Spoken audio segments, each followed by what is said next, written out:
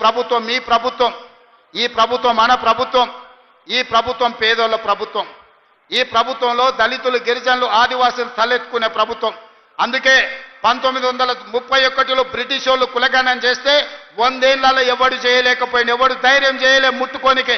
కానీ మీ సోదరుడుగా, మీ రేవంత్ అన్నగా దేశంలోనే మొట్టమొదటి రాష్ట్రంగా ఉత్తమ్ కుమార్ రెడ్డి గారిని బాధ్యత ఇచ్చి, దామోదర్ రాజనరసింహ గారిని బాధ్యత పెట్టి దేశంలోనే మొట్టమొదటిసారి కులగణన చేసి 56.36% బలైన వర్గాలు ఉన్నారు అని లెక్క తేలిస్తే, ఈ రోజు విధిలేని పరిస్థితుల్లో నరేంద్ర మోడీ దేశం మొత్తం నేను లెక్క కడతా, బీసీల లెక్క తీస్తా అన్నాడు. గొర్రెలకు, బర్రెలకు, చేపలకు కూడా లెక్క ఉంది, కానీ మా బలహీన వర్గాలకు లెక్క లేదంటే లెక్క నేను తేలుస్తా, నీ కథ కూడా చూస్తా అన్నందుకు ఇవాళ తెలంగాణ రాష్ట్రం మొట్టమొదటిసారి బలహీన వర్గాల లెక్క తేల్చి 56.36% తేల్చింది మనం కాదా? ఈ బలహీన వర్గాల పట్ల ప్రేమ లేకపోతే వాళ్ళ లెక్క తేల్చే బాధ్యత ఎందుకు తీసుకుంటాం? ఈరోజు 42% రిజర్వేషన్లు విద్య, ఉద్యోగంలోనే కాదు స్థానిక సంస్థలలో కూడా మీకు 42% రిజర్వేషన్ ఇవ్వాలని చట్టం చేసింది మనం కాదా? అదేవిధంగా ఈనాడు ఎస్సీ ఉపకులాల వర్గీకరణ 35 ఏళ్ల నుంచి మాదిగ బిడ్డలు పోరాటమే కాదు ఎంతో మంది ప్రాణాలు కోల్పోయిన. ఎట్లయినా ఈ సమస్యకు శాశ్వత పరిష్కారం చూపించాలి అని సుప్రీంకోర్టు తీర్పిచ్చిన మరుక్షణం దామోదర్ రాజనరసింహ గారు నాకు చిట్టి తెచ్చింది అసెంబ్లీలో. నేను స్పష్టంగా చెప్పిన, ఇది నా బాధ్యత, 100% ఈ సమస్యను పరిష్కరిస్తా అని ఫిబ్రవరి 14 నాడు మొదలుపెట్టి మళ్ళీ ఫిబ్రవరి 14 లోపల బీసీల లెక్కలు తేల్చిన ఎస్సీ కులాల వర్గీకరణ మోత్కుపల్లి నరసింహులు గారు సజీవ సాక్షి. వారు ఎవరిని అంత ఆశామాసిగా ఒప్పుకోరు, ఎవరిని అభినందించారు. నరసింహులు గారి సంగతి మీకు నాకంటే ఎక్కువ తెలుసు, మీరు రాలేరోళ్ళు. కానీ వారు స్వయంగా అసెంబ్లీకి వచ్చి శాలువ కప్పి తమ్మి, ఈరోజు నా మనసుకు ఆనందం కలిగింది, దశాబ్దాల మా కొట్లాట పరిష్కారం చూపించినమని నరసింహులు గారు అభినందించిన మాట వాస్తవం కాదా? ఇవాళ ఎస్సీ కులాల వర్గీకరణ చేసి ఆ చిక్కుముళ్ళని ఇప్పింది ఈ ప్రభుత్వం కాదా అని నేను అడుగుతున్నా. ఇన్ని రకాలుగా రైతులను, మహిళల్ని, విద్యార్థులను, నిరుద్యోగులను, ఉద్యమకారులను, బలహీన వర్గాలను, దళిత వర్గీకరణతో పాటు ప్రతి సమస్యను పరిష్కరించుకుంటా 18 నెలల్లో మనం ముందుకు వెళ్తుంటే 10 ఏళ్ళు రాష్ట్రాన్ని దోసుకున్నాడు. ఇవాళ నువ్వు దిగిపో అని అంటుండు. మిత్రులారా, మీరు ఆలోచన చెయ్యండి.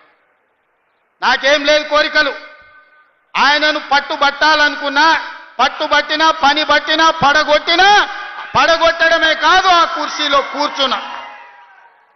జీవితంలో నా లక్ష్యాన్ని నేను నెరవేర్చుకున్నా.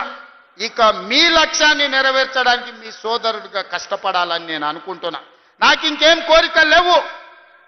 నన్ను ఇబ్బంది పెట్టినోని, నన్ను జైలు పెట్టినోని ఖచ్చితంగా జైలు నుంచి బయటకు వచ్చిన రోజు ఒక మాట చెప్పిన, తొడగొట్టి చెప్పిన, నిన్ను పడగొట్టే వరకు కళ్ళు ముయ్యను అని చెప్పి పడగొట్టి చూపించిన. ఇవాళ మీ అందరికీ నా విజ్ఞప్తి ఒక్కటే, 10 ఏళ్ళు ఆశీర్వదించండి. ఈ తెలంగాణ రాష్ట్రాన్ని $1 ట్రిలియన్ ఎకానమీగా మార్చి ప్రపంచానికి ఆదర్శంగా నిలబడి బెంగళూరు, చెన్నైయో, ముంబైయో, ఢిల్లీతో కాదు న్యూయార్క్, టోక్యో, జపాన్ దేశాలతో పోటీ పడే విధంగా తెలంగాణ రాష్ట్రాన్ని అభివృద్ధి పదం వైపు నడిపించే శక్తిని మీరు ఇవ్వండి మిత్రులారా. మీరిచ్చే శక్తితోని మూసీ నది ప్రక్షాళన చేస్తా, రీజనల్ రింగ్ రోడ్డు నిర్మిస్తా, భారత్ ఫ్యూచర్ సిటీని ప్రపంచానికి ఒక గొప్ప నగరంగా అందిస్తా. ఈ రోజు బలహీన వర్గాల పిల్లలు డాక్టర్లు, లాయర్లు, ఇంజనీర్లుగా, ఐఏఎస్లు, ఐపీఎస్లుగా రాణించి ఈ దేశ పునర్నిర్మాణంలోనే మీరు భాగస్వాములుగా ఉండాలి, మీకు బాధ్యత ఉండాలి అనే విధంగా తీర్చిదిద్దే విధంగా నేను ప్రయత్నం చేస్తాం మిత్రులారా. అందుకే ఇవాళ మిమ్మల్ని అందరిని అడగదలుచుకున్నాం. లక్ష్మీ నరసింహస్వామి కాళ్ళ దగ్గర ఈరోజు మనందరం కూర్చున్నాం. ఆ స్వామి సాక్షిగా అభివృద్ధి చేసే శక్తిని ఇవ్వండి.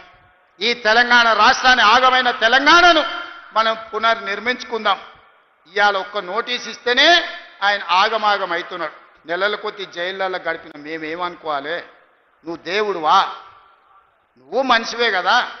ఆనాడు ప్రధానమంత్రిగా పనిచేసిన పివి నరసింహారావు ఒక సెషన్స్ మేజిస్ట్రేట్ ముందర పోయి చేతులు కట్టుకొని నిలబడ్డాడు కోర్టు నోటీస్ ఇస్తే. మీకెందుకయ్యా అంత బలుపు? మీరు చేసిన తప్పులకి ఇవాళ కమిషన్ నోటీస్ ఇచ్చింది. జవాబు చెప్పాల్సింది పోయి ఎదురుదాడి మా మీద చేస్తున్నారు. నువ్వు మా మీద దాడి చేసుడు కాదు, ఇది కాళేశ్వరం కమిషనా, కాంగ్రెస్ కమిషనా అడుగుడు కాదు. నీ పార్టీలో ఉన్న దయ్యాల గురించి నీ బిడ్డనే చెప్పింది కదా. ఆ దయ్యాలు కొద్ది దయ్యాలు ఎవడో తెలంగాణ ప్రజల్ని ఎట్లా పట్టి పీడిస్తుండ్రో ఇవాళ నీ బిడ్డ అడిగిన ప్రశ్నకు సమాధానం చెప్పమని బీఆర్ఎస్ నాయకులను అడుగుతున్నా. ఇప్పటి నుంచి అది దయ్యాల రాజ్య సమితే తప్ప అది భారత రాష్ట్ర సమితి కాదు, అది దయ్యాల పార్టీ అని మన కార్యకర్తలు ఊరూరాలు చెప్పాలి. ఎవడు కనిపించినా ఒకటే చెప్పారు, అరే దయ్యాలు వచ్చినాయి రా భయ అని. ఇంకా వాళ్ళని పేరు పెట్టి పిలువకారు, ఎక్కడ కూడా కనిపిస్తే చాలు దయ్యాలు వస్తున్నాయని ప్రజలకు చెప్పండి. ఎందుకంటే దయ్యాలతో ఉన్న ప్రమాదం తెలంగాణ ప్రజలకు తెలియాల్సిన అవసరం ఉన్నది. అందుకే మిత్రులారా మళ్ళొక్కసారి చెప్తున్నా, మళ్ళసారి గెలవడానికి ఆలేరు అభివృద్ధి చేయడానికి మీ సోదరుడికి ఏం మీకు కావాలనో పరిష్కారం కావాలనో ఏం అండగా నిలబడాలో మీరు చెప్పండి. అన్ని పనులు చేసి పెట్టే బాధ్యత నాది.